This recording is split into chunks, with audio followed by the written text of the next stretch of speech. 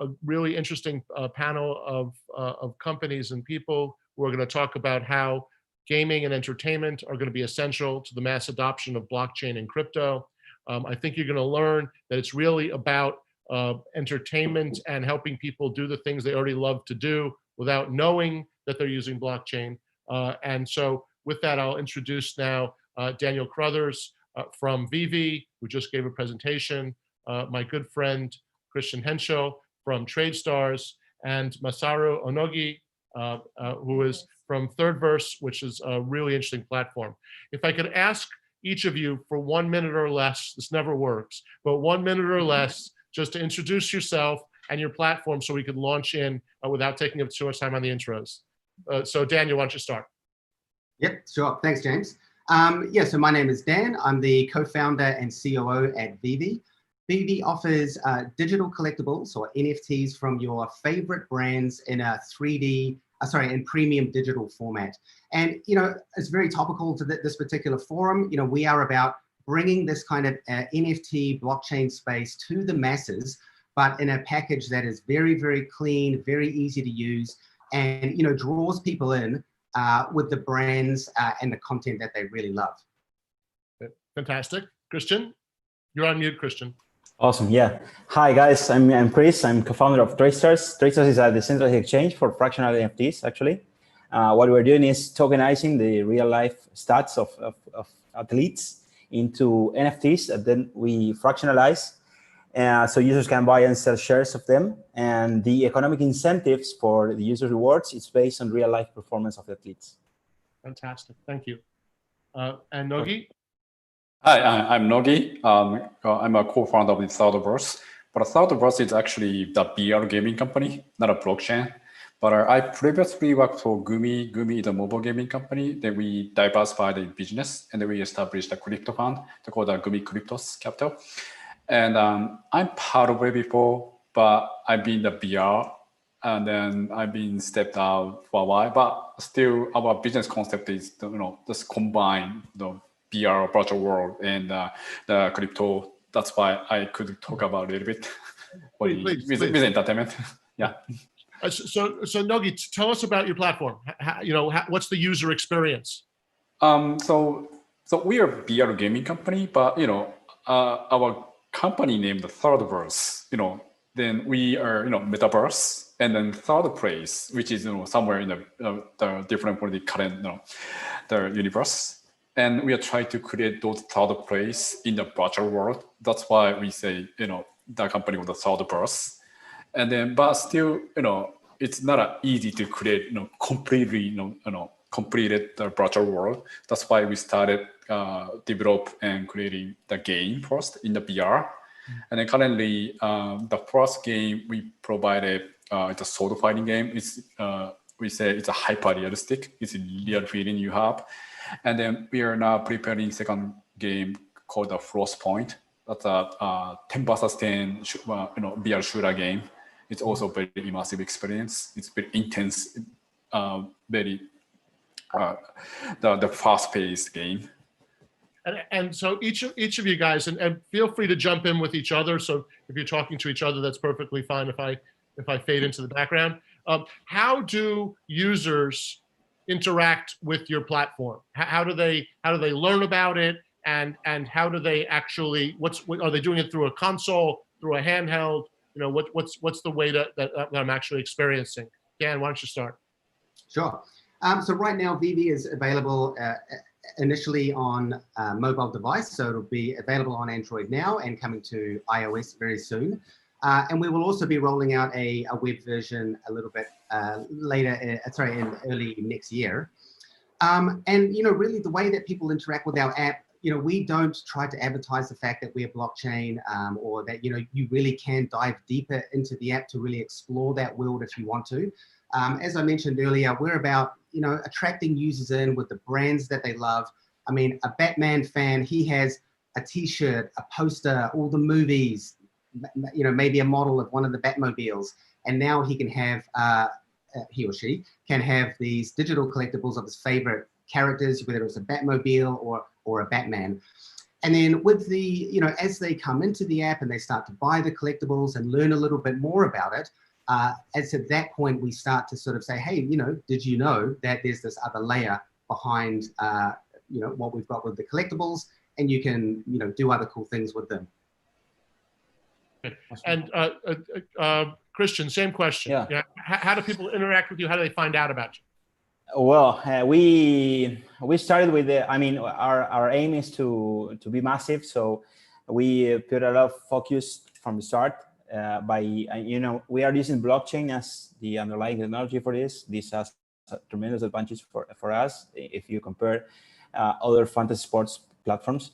But the real challenge here is to hide the layers for the users, for normal users to play without knowing, you know, private keys of a wallet or signatures and everything. So we took a radical approach to that, and we try to hide all those layers. The users just register as in a normal platform with their email, and as soon as they register, they can deposit and they can play. We implemented meta transactions for that, and we are into a layer 2 network, which is Matic, and that's allows us to pay for the user's transaction. So we made we put a lot of effort in doing that, because we think that we can leverage on this technology, but the final goal is for normal people to use the platform as they were, you know, using another fantasy sport platform or another game, let's say. It's a web-based, yeah. Yeah, I was just going to say, yeah, I couldn't agree more, Chris. Like, I mean, that's exactly how you need to do it. You know, get rid of all of these sort of technological layers, make it very easy onboarding for the user. Yeah, we started with the first. I mean, the first version was, you know, you had to have a MetaMask, and you know, use when you do a transaction, you need to sign it. So it's you know, it's hard to do it. I mean, you are putting a lot of barriers for the final user. With the approach we had, we were seeing numbers, conversion rates of 20%, like that. So it's pretty amazing that once you clear that from the user, it's very easy to onboard actually, and their experience is much better, you know. Mm. And Nogi, how do you find users, and how do you onboard them, and how are they interacting with the Thirdverse? Okay, so our story is a little different because we are VR, and then VR is totally depends on the device penetration, and then we've been personally in the industry since 2015, and then generally said the market expansion speed was actually much slower than we expected. And I know so many VR gaming startups before, but they already gave up.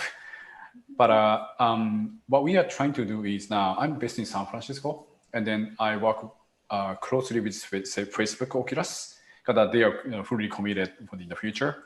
And that is one of the approach, because they have a media, they have influencers, and then we work together and then try to reach out new users with those, like partners. That's we are trying to do, expand our, the brand. But experience-wise, it's again, it's a VR. So existing game is, even mobile, console, PC, users you always monitor. But VR is, the user is going into the monitor, and it's a 360 experience. That's why you feel like it's a real. And that's why we feel in the future, it's once it's become the standard, people grab something. It could be the money, and it could be the crypto. That's what you're thinking. And then try to the trade the in-game item with the cryptocurrencies. That we are trying to realize in the future. But current focus is realize more like realistic experience in the VR. Right. And Nogi, do you see people kind of living a second life inside a VR platform? Do you see that becoming a new aspect of the normal life? Yeah, I think so. Especially since late this March, this pandemic started, the people stay home, and then not only VR, but home entertainment, made a big growth. But it's also in the VR, and people want to communicate with people then VR had a more like realistic experience. You feel like someone is right next to you. That's why that's very special experience for the users. And Christian, has the pandemic affected you in any way? Yeah, I mean, yeah, suddenly all sports, stopped around the world. So if it affects us in a negative way, let's say, but at the same time, we took that as an opportunity. We started looking for other verticals to add to the platform, because we didn't know if the sports were about to come back in, 6 months, 8 months. Now it's coming back, and now we are investing in marketing again. But at that moment in April, everything got stopped, and we started approach esports and also other verticals, radical things like celebrities and that. And it also helped us to understand that our concept is broader and more, more broader than sports, and we can apply the similar thing of fractionalizing NFTs with different things. For example, celebrities. Actually, we have because of this, we have an agreement with an Indian company, and we are doing the next vertical for this, which would be around celebrities and influencers. So it affects us, but we took as an opportunity to think or to rethink the model, and yeah. And so, one of my philosophies about mass adoption is to fish where the fish are, right? These people that come to me with their platform and they think it's that just announcing it is going to attract people. I find that to be, a high risk strategy for launching. So if you guys could talk to me about, what audiences are you trying to approach? Who controls those audiences now? And how are you trying to leverage real world existing communities and brands in order to create relevance and to get yourself to be habituated into people's daily activities? Dan, you want to start? Yeah.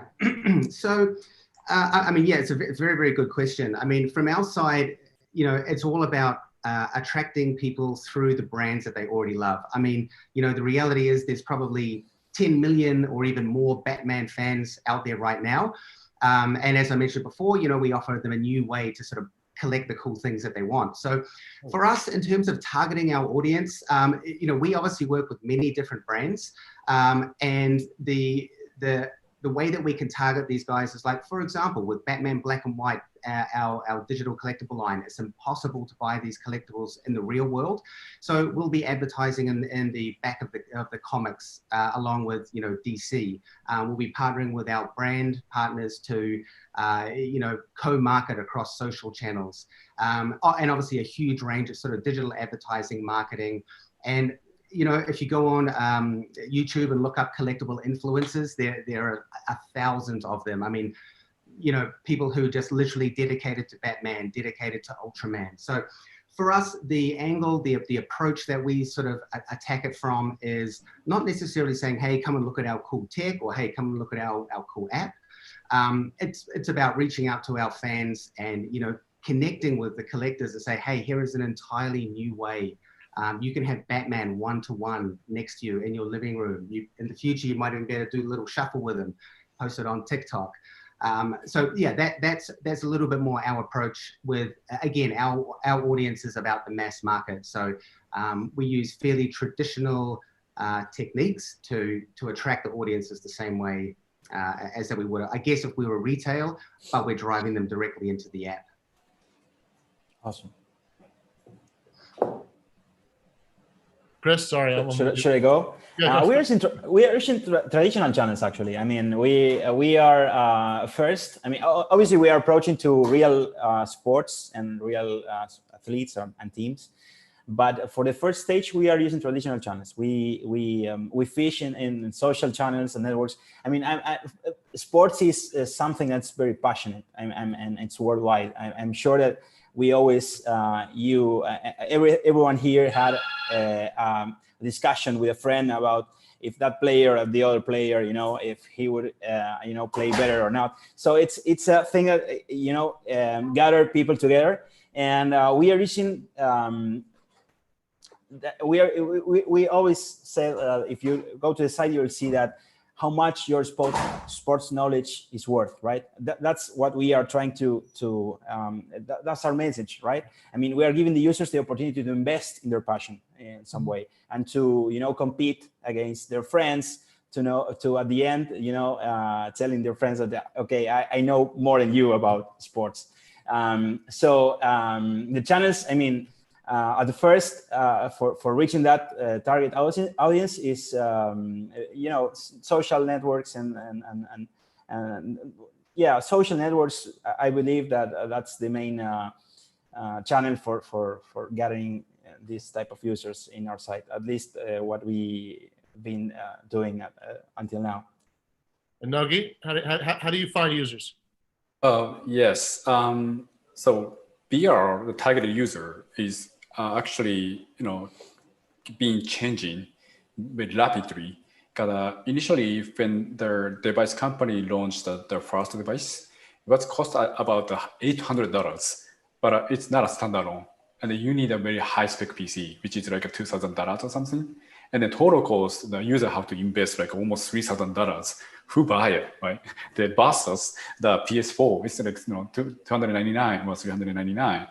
And then as far as we see the console device history, you know, if it's more than $500, nobody buy it. But the VR device, you know, getting smaller and standalone device came up, and then we really feel a big opportunities right now, because the Facebook Oculus just launched a standalone device called the Oculus Quest 2. And this is a high-end device and then very high resolution. And the price is only $299.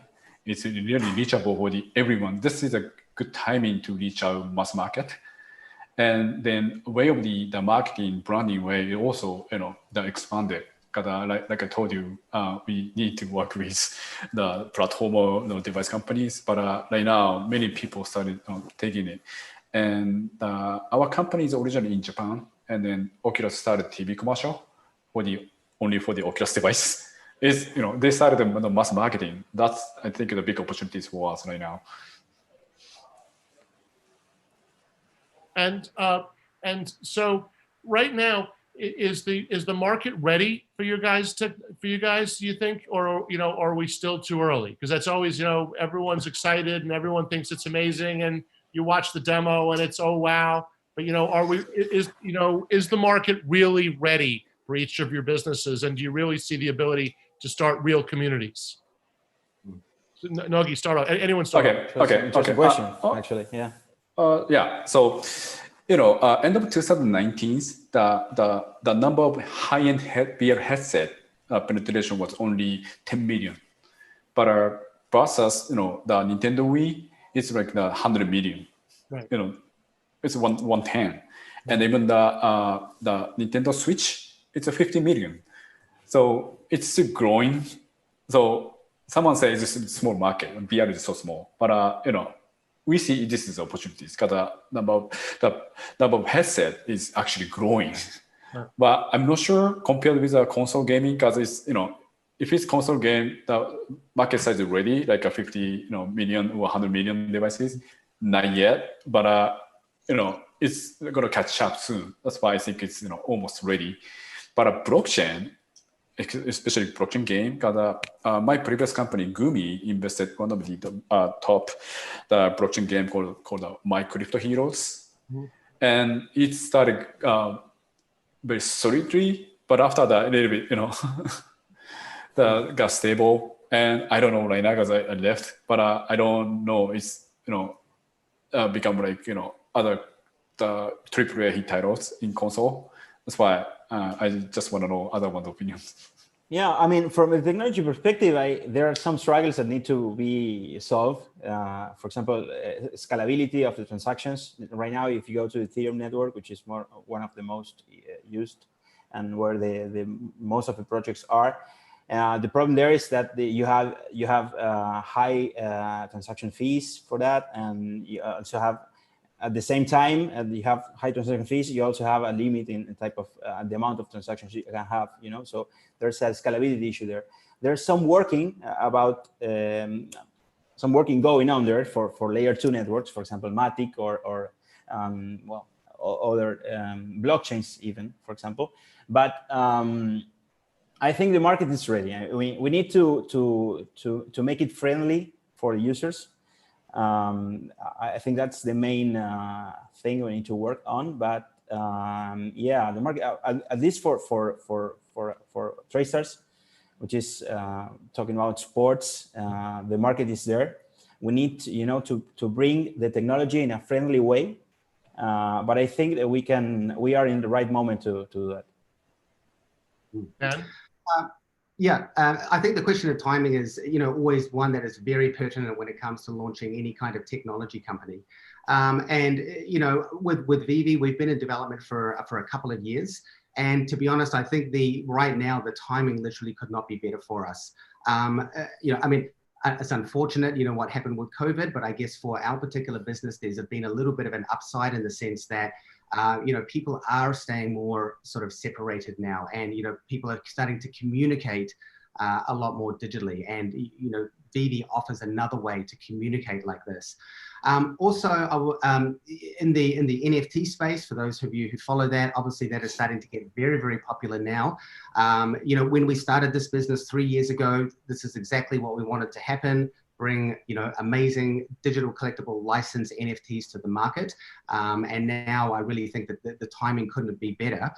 In addition to that, throughout this year, Google has launched their new AR through the phone, where I think you can Google any animal's name or whatever, or a dinosaur, and then you can drop those AR elements directly in your living room or wherever you are. And for us, that's been a huge advantage, because it's literally exposed people to the fact that, hey, I can do AR on my phone anywhere, anytime. And now with Vivi, you can do all of that and more, but again, with your favorite characters, your favorite brands, in your own cool kind of showroom. So yeah, I think that, timing is always a very important thing, but I think for us, the timing is right. Cool. So the reason I got into all this stuff really had to do with science fiction, right? And Neil Stephenson's Snow Crash, and the idea that we'll all have avatars that will exist in a Thirdverse, and when we'll start to live a meaningful part of our life in that alternate parallel universe. And so we will no longer be bound by time and space, and I'll no longer be bound by the person that's next to me. COVID's kind of shown this a little bit through we'll call the Zoom reality, which has its positives and definitely its negatives. But I think that we're merging towards a place where we'll have avatars that can exist and can coexist with other avatars, some of which represent individuals, and some of which, where individuals will have several avatars out there, which are programmatically and algorithmically behaving and enacting different parts of our life, financial, entertainment, etc. And so, what I'm looking forward to is the ability to start to, when in physical goods, if I have my glasses for my wine, and I have my dishes and my TV and my fireplace, they're all sitting in one place around me, and they're tangible to me, and so they're present, and there's the out of sight, out of mind kind of concept. And I think that you guys are all in different ways approaching this with what's going to end up becoming content in a bigger world, and in a different world, we're going to relate to each other. And I wonder whether you guys have thought forward, into how you're going to fit into that type of universe. And I think it's a different question for Ohnogi than it is for the other guys, but I think it's interesting to hear from different perspectives how you see that evolving over time. And what are your thoughts there? Kristen, you want to start? Yeah, interesting question. I don't know. It's hard. I mean, what we are seeing at the adoption of NFTs and the technology itself allows to have a unique item, uniquely owned by users. This is happening for the first time in history. I think it's really a huge, it's a simple but a huge concept. It has a lot of consequences. You think that, for example, we can in future tokenize a portion of a land, and I don't know, investor in London could buy a piece of a land in Texas by doing a transfer in a digital, from a digital wallet. So we need to, there are some things that need to happen before that. Obviously, laws and things that we need to overcome. But I'm seeing that this is an unstoppable technology. I mean, this could be applied to could make any virtually liquid asset instantly liquid, and could be, for example, if we can tokenize a player from Buenos Aires, we can add liquidity to that player, and we can enable investors in Japan to invest in a player in Buenos Aires. It's like crazy. It's never happened before. So I do think, and I expect, and I work for that. I'm sure that will happen in the following years. Nuggy, what's from your perspective? How do you see this evolving from gaming to real life? Yeah, that's really good question to us. I mean, Thirdverse, because that's actually the company vision. Okay. Why we named that Thirdverse is so people's life is totally dependent on their environment, right? If you born in an emerging country or more advanced country, your life is different, right? And so some people who want to be actually the different gender, or who want to be more athlete, something different in life totally, but it's not 100% happen. And someone might have another, their ideal life. But what we are trying to provide is, the people, they can be whatever they want to do. Sometimes they want to be, for example, me, I'm going to be the female in the one game, and then actually, more the female. But other game, I'm being like a rich person and a businessman and talking. That kind of things we are going to provide to the users. That so many the third places. And try to make people happy, because every time, I want to be something, I want to be something, I want to go to something, I want to go to somewhere, I want to go to the history, that kind of things we are trying to provide. And in real life, whatever they are, but they feel happy. That's what we are trying to do. That's our concept of the business. Wow, I love that. Yeah. Interesting. And Dan, how does that? What's on your mind after you heard that, Dan?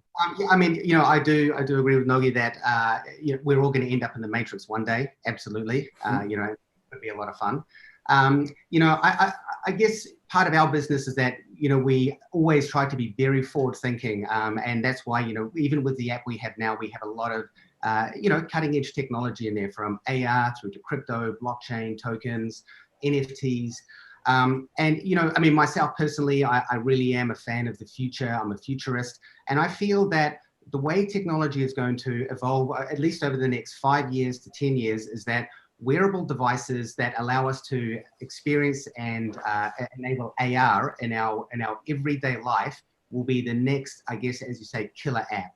We've had the phone and tablets and so forth around for the past sort of 10, 12 years. The next iteration of that will be wearable devices, where in those worlds we see, number of 3D items. I mean, James and Nogi, you touched on, being able to look different. We already see that now with Snapchat, and Facebook with the different masks. And when we have wearable devices, which, let's face it, is inevitable, all the major companies are working on it now, that is going to be part of our reality. And because of that, part of VV's roadmap is that, what we are selling is limited edition digital assets, 3D digital assets. Right now, the platform, the medium that you look at that is through the phone or through our app.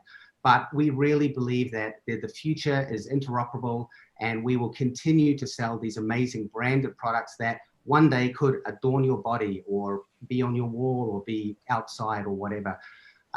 So yeah, I think, James, that really is the next wave of technology that's coming, and one that I believe or hope that we've sort of positioned ourselves quite well for. I'm getting excited listening. So that's fantastic. So guys, talk to me, like what would you guys be asking each other, and what should I be asking you? Because you guys are taking this so far differently than I expected. I don't know. I mean, I'm interested in how you guys see the NFT space evolving. Actually, I see that. I mean, this is, as I said, it's a simple concept that has many implications here, and we are just, this is the tip of the iceberg. I do believe that these have many applications in the following years, and obviously we are pre-massive, let's say, because all the things are happening between, in a crypto, community, let's say. The challenge is to open the doors to the massive public, I believe. But how you think that will evolve when that happens? Yeah, I totally agree. NFTs really are going to be almost like crypto 2.0. They're, especially in the non-fungible side, like you've got a Batman where you might, if you don't like Batman, you might not pay any more than $5 for it. But if you're an absolute Batman maniac, you might pay $100, $1,000, $10,000 for it. But the real advantage with NFTs as well is, even goes like way beyond collectibles. The ability to tokenize all parts, all aspects of our lives. Chris, similar to what you were saying before, the fractional tokenization. That's the future of potentially public transport, where you buy a fractional part of a token of Tesla's next drivable car, and you earn, you get revenue from that. So tokenization, yeah, I really think it's going to change the economics of how the world works, and will allow and I guess enable people to really start divesting and making money in very different ways. I mean, number one, I hate to keep promoting our Batmans, but come and buy an edition Batman, one that could be worth $10,000. So yeah, it's a very space. I do the same with Messi. Always my example is Messi. I thought it was Maradona. Wait a minute. No. It's Messi. I always say Messi. Like, I don't know. I'm with you. I'm just giving you a hard time because you're Argentinian. I wasn't going to bring up, the real Ronaldo. Nogi, this is really interesting as it moves towards you, because you're in VR, which is the cool space, which is its own world, which offers the opportunity for people once they're in there to start to experience and be marketed to and be attracted to in a holistic sense, right? And what you really need is content in that world in order for people to interact with it. So when they talk about NFTs, what they're really talking about is, own your data, own the content. Like the old style of game, I would go on and I play FIFA Ultimate Team, and I've wasted thousands of dollars, over the years on those players. And every year EA comes back to me and says, sorry, you start at zero again. My pocket's open, shovel some more money in, right? And what's coming around now with NFTs and blockchain is the ability for me to build elements and then post them on Dan's site, and develop them on Christian's site, and then to trade them with other people, having different senses of value and continuity between the different elements and the different environments where I go to. Do you see that becoming an important aspect of gaming, and will you be moving your platform in that direction, do you think? Yeah, I think so. Because when I was involved in more blockchain gaming, then sometimes do the kind of speech, and then the still gaming is parents hate if the kids play. They always say just study. But in the future, kids might earn money as long as they play game. And then other part is the artists or creator, they have a more opportunity to earn money. Still, even music, whatever, indie creator made something, but big guy just copy it because there's we don't know who made it originally. But that's the fundamental blockchain technologies, and then virtual world. I think in the direction wise that going to be happen in the future, but we need reach out the mass market, and then many people have to be in that environment. That's we are trying to realize right now. Yeah, James, I think you touched on a really good point, which is that in the end, it really all comes down to content. There's going to be many different platforms out there available. Nogi, as you mentioned, Facebook have brought out the Quest 2, very, very cool experience. Once that becomes available, where people can start bringing in their own content and start laying out their own virtual worlds. That's really where I think we start to see a lot more people coming in. I mean, you look at games like Animal Crossing, very simple game, been around for a long time, but it was so popular because people could create and customize their own environments, and all of that stuff is done with content. So I think that's a huge driver for this, this future of AR and VR moving forward. So I think it's really interesting what you're saying, because I have the Quest that I bought for $800 or whatever they leased me for, and I use it, but I wear glasses, so it's a little awkward, and I went in there and I didn't really find any content that I wanted, and they weren't really able to get me to spend, right, which I thought was kind of interesting. So I never really got into the using the platform because I never paid the $49 to get into World. So I looked at some of the lounges, and I ended up using my expensive rig to play poker, which I could have done on my iPhone, right?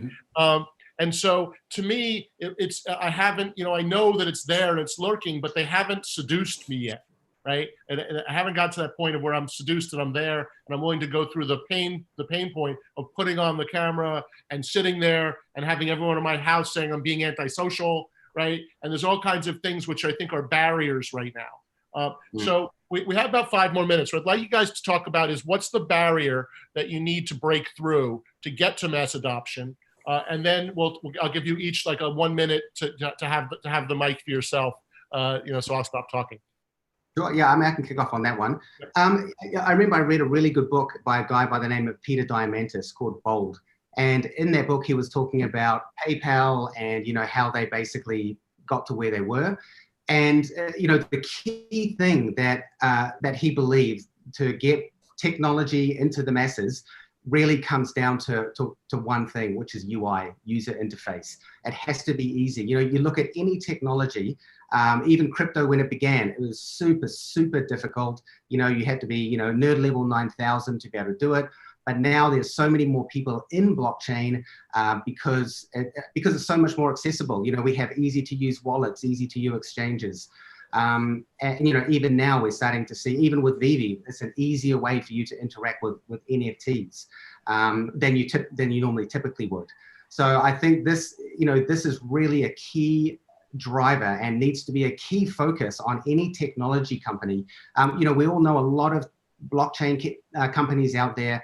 And they offer very, very good tech, but sometimes they may not get the uptake because the UI is not there, the usability. And that really, no matter how, if your technology is super great, but people can't use it, it's really probably doomed to failure. Yeah, I agree with that. I see two or three struggles here, pain points, let's say. One is the payments. Because if you need to have a wallet, you need to buy crypto to use some of the platforms. So we need to have fiat on-ramp solutions, very easy like Stripe. We need to have a Stripe in crypto for allowing users to easy pay something. And the other thing is scalability, which we're looking at right now. I mean, we can have a massive product right now on Ethereum, for example, because it's just you can scale. So and people is working on this. This is happening, and then Ethereum 2 is coming, and there are other second layer solutions on top of that, other blockchains. But I see that scalability is one thing, and obviously to hide that layer of having a wallet and getting crypto to use, I think that's one of the main pain points from that you need to overcome in order to have a massive product. Yeah, I think you hit the nail on the head there, Chris, especially with the fiat onboarding. With crypto apps, there's that huge barrier that you have. I mean, it's not so huge nowadays, but it's still fairly insurmountable for some people. Even to buy your first ETH or your first BTC. So being able to remove that barrier, like we're doing through Vivi, allowing people to basically buy everything with an in-app purchase, but that obviously still triggers, all of the necessary blockchain and crypto in the back end. It's all still there. It's all still relevant. It's all still accessible. But there's this layer over the top that makes it very digestible. So yeah, I think that is a very good point about the fiat onboarding. I mean, from one side, the technology is amazing. I mean, it allows us to have your unique for yourself. I mean, it's your wallet. You control it.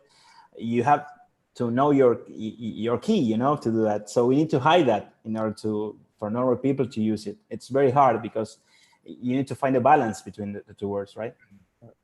Nogi? Yes. So what barriers need to come down to make it easier for you? yeah, it's many things, but I'm the very strong VR believer, and then VR going to be the next generation computing system, not only gaming, but also business, education, medical, many things people gonna use. But I think it's the same as like a smartphone came up.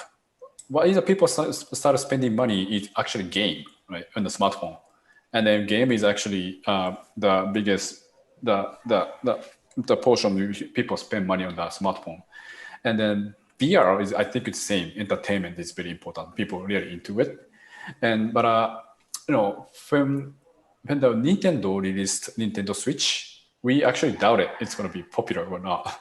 But what they did was actually bundle with big IP for the Zelda, the big game, and then there were so many users already, and then people started buying the device. That's why VR, we need to improve the many technologies, like eye tracking, the hand tracking, many stuff. But still, we need to provide the solid game which people never experienced at the entertainment side. That's the one of the challenges of barrier. We should just go through.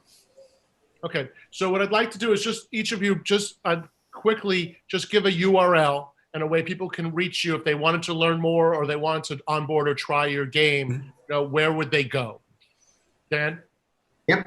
If you want to learn more information, head over to vv.me. That's veve.me, and sign up for the waitlist. And we look forward to having you on board. Okay. Awesome. In my case, it's https TradeStars.app, and you can register there and play. Fantastic. Yes. We don't have a good homepage, but you can reach out with me, like Nogi at Thirdverse.io. That's my email. I'm gonna reach out there. So. You should reach out to Nogi. Everyone should reach out to Nogi. Yes. Guys, thank you so much. This was fantastic. I really appreciate it. I got some great quotes. We're all going to end up in the Matrix. This is going to go on my business card. Hopefully. Cool. Thank you very much. And I'm actually going to, Jim, you know who hasn't talked about themselves at all? You. So tell us a little bit about Jim and PALcapital. I think that's a note I want to end up on. You've been very generous with your time and sponsoring and getting these great guests on. So let's tell us something. I really appreciate that, Gordon. So, I've been focused on businesses that are going to benefit from the digitization of information for the last 25 years. I formed my company in 1996. When I first formed it, everyone said to me, that's not a business. And now everyone says to me, that's every business. So the idea really is, as I spoke before about Snow Crash and Neil Stephenson, is that I think that we're evolving to a world where political, social, economic, religious boundaries, educational boundaries are no longer going to be limiting for us. And where we're going to all live in a world where we can deal with each other person to person, regardless of where we're born or what religion or what sex or we are. And so I'm looking forward to I look at blockchain and distributed ledger technology not as a technology, but as an enabling force. And the changes that we're seeing are not about the technology, but they're about people and the needs that we have to escape from the controls of the centralized authorities that we're dealing with. And it shows up in fractals everywhere in what we're dealing with.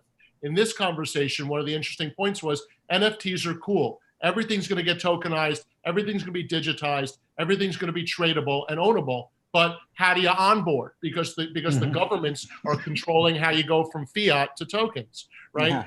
Yeah. So all the conversations we have hit upon this need for us to start to grab control of our daily existence and our daily owning our own assets and owning our right to communicate.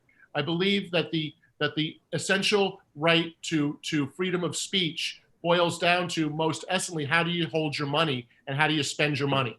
Because money is the ultimate expression of freedom of speech. So would you even say that money is speech? Money is how you spend your money is the ultimate expression of freedom of speech. Because you might lie to people about what you're thinking and doing, but you don't lie how you spend your money. You spend your money how you want to express yourself. And that's where governments are controlling us right now. And that's where this crypto distributed ledger world allows us to decentralize and to express ourselves with other individuals again, around politics, society, the economy, religion, education, and I could start to be more free without censorship, which is what these controls are. And so I've collected businesses around me and working with people to create the way for individuals, institutions to start to participate in the changes that are happening in the world, both to participate in these communities, and also what I focus on is creating liquidity strategies which enable individuals and institutions to invest in these with their time and their money and their passion. Interesting. And where does the name PALcapital come from? PAL. That's a long story. So PALcapital is actually Pacific Alliance Limited. I used to do emerging markets I opened, Bear Stearns' office in Hong Kong. Right, we talked about this company in China to list on the New York Stock Exchange. And so I had a partnership with a bunch of guys in Asia, which was going to be a bridge between Asia and the United States. And then I was too lazy to change the URL. You know what? Lazy people get stuff done. Well, yeah, I had other things to focus on, like Steve Jobs. I only wear black because I don't got time for anything else. So I like it. And what's your? I understand the general gestalt of being interested in digital and escaping from centralized authority. You seem to have a particular affinity for games and VR and AR. You haven't said that, but I'm picking up that vibe. Is that right? Well, because I think that the way that we define ourselves is changing over time, right? It used to be defined by where I was born, who my mother was, and what little town I was born in, and that's growing more and more global. So now that I can, as Nogi said, and I loved it, I can be, a smart woman on one site, and experience that and be that personality and let that be a part of me. And on another site, I could actually be, a smart athlete that can dunk. Like how great it would be if I could actually jump high enough to dunk, right? So I believe that this technology is going to enable us to express ourselves. I believe this is all about free will and imagination and enabling people to live the life that they want to live. And I believe that that I'll start to actually earn my living in the Thirdverse, right? That my living will no longer be, and this is happening in the Zoomverse, right? So I'm sitting in Vermont. Wait, actually, let me pause you 1 second. You used that term before, and as I'm muted and I have my video out, but I strongly smile to myself because not only is it clever, but it kind of points to the incremental nature of technological evolution. The fact that it spaces out over time, it doesn't happen all at once. So by the time it happens, it doesn't feel like the future anymore. It just feels like, wait, yeah, duh, obviously. And so you're right. We've been sort of shunted off into the Zoom-like matrix. I mean, I'm not actually in a room speaking with you. Well, actually, I am in a room speaking with you, but you're not in the room. I'm in a room and you're speaking, but I'm not. But the nature of what it means to be present is changing. Yeah, right? I mean, I feel present with you now. Right. I mean, Gordon, we've never met physically, and you're my friend. Right? That's scary. Are you a deep fake or are you like a real guy? Exactly. I'm actually. It's an NFT avatar, actually. Right. But it's all going to evolve like that. And now they're coming around with deep fakes, right? Where there's AI, where I'll be able to create a deep fake Nogi, who could sit there and pontificate to me about the Thirdverse, and Nogi, bowling with his kids. Right.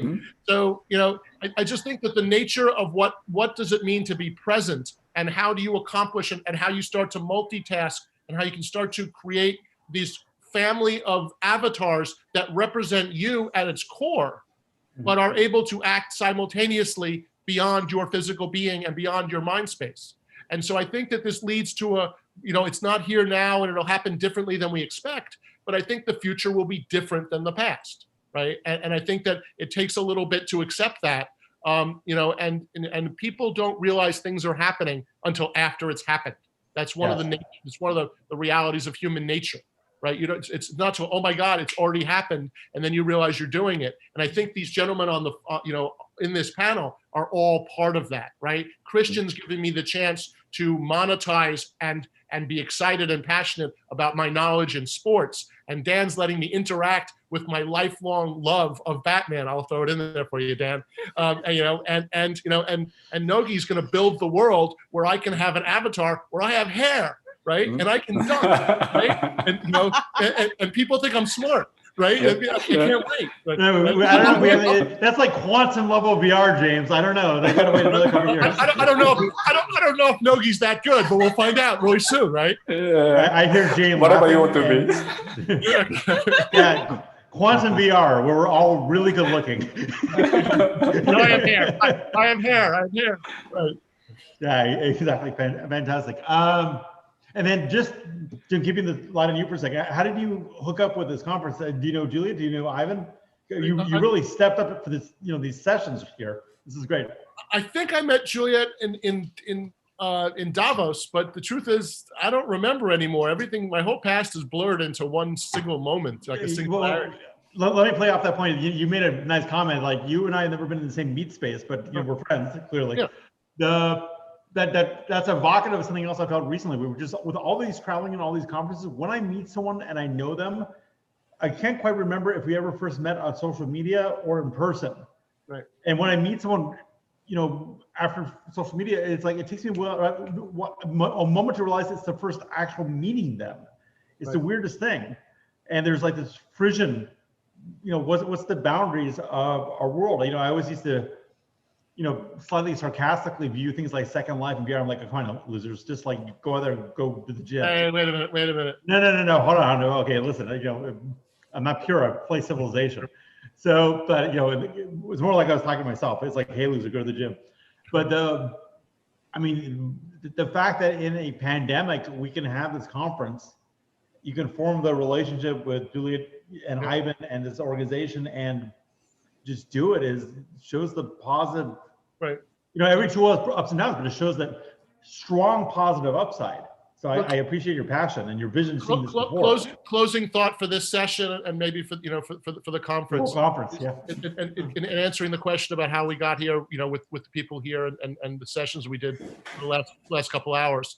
I really believe in paying it forward, and that the new distributed ledger world gives you currency beyond just fiat, where you can really benefit and create a livelihood and a network by paying it forward and getting together with passionate people who believe in the same things you believe in.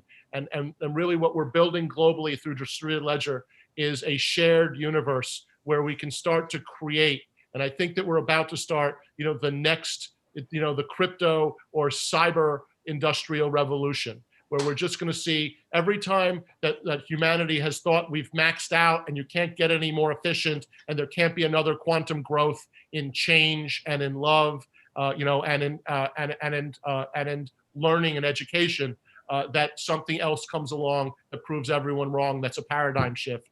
And I think we're in the middle of that now. And I think the important thing is to pay it forward, to involve people in your community, to grow your network, and then learn how to work together to create new forms of organizations where we can all prosper together.